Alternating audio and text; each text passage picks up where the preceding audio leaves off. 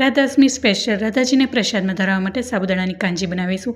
આ સાબુદાણાની કાંજી એકદમ ક્રીમી અને થીક બનીને તૈયાર થશે અને ખૂબ જ ઓછા સમયમાં ફટાફટ બનીને તૈયાર થઈ જશે। પૂરી રેસીપીની ડિટેલ્સ અહીં ટાઇટલ પાસે મેં લિંક મેન્શન કરી છે, તો ત્યાં જઈને તમે વિઝિટ કરી શકો છો।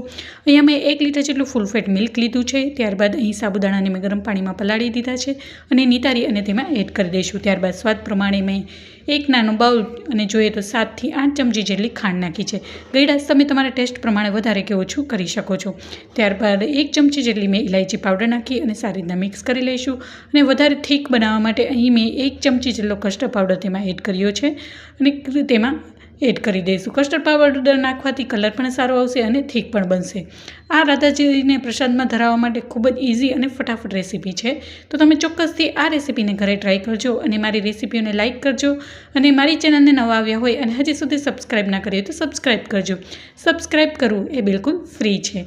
હવે એ સારી રીતના મિક્સ કરી લીધું છે। અહીંયા મેં 1 થી 2 ચમચી જેટલું કેસરવાળું દૂધ લીધું છે, તેમાં એડ કરી દઈશું। આ કાંજીમાં કેસરની ફ્લેવર ખૂબ જ સારી એવી આવશે અને ટેસ્ટ પણ સારો આવશે। અને વધારે ક્રીમી બનાવવા માટે દૂધનું મિશ્રણ લઈ નાના મિક્સર જારમાં ઠંડુ કરી અને તેને પીસી લઈશું। આવી રીતના પીસીને નાખવાથી આ સાબુદાણાની કાંજી છે એકદમ ક્રીમી અને ખૂબ જ સરસ એવી બનીને તૈયાર થશે।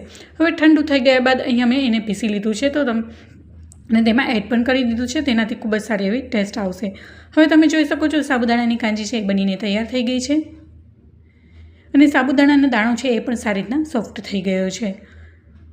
હવે આપણે સર્વિંગમાં લઈ લઈએ, તો તમે જોઈ શકો છો મસ્ત એવી સ્વાદિષ્ટ રાધાજીને પ્રસાદમાં ધરાવવા માટે રાધાષ્ટમી સ્પેશિયલ સાબુદાણાની કાંજી બનીને તૈયાર છે।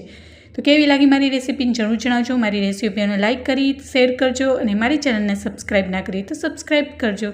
ફરી મળીશું એક નવી જ રેસીપી સાથે અને એક નવા સ્વાદ સાથે। ત્યાં સુધી આવજો and thank you for watching.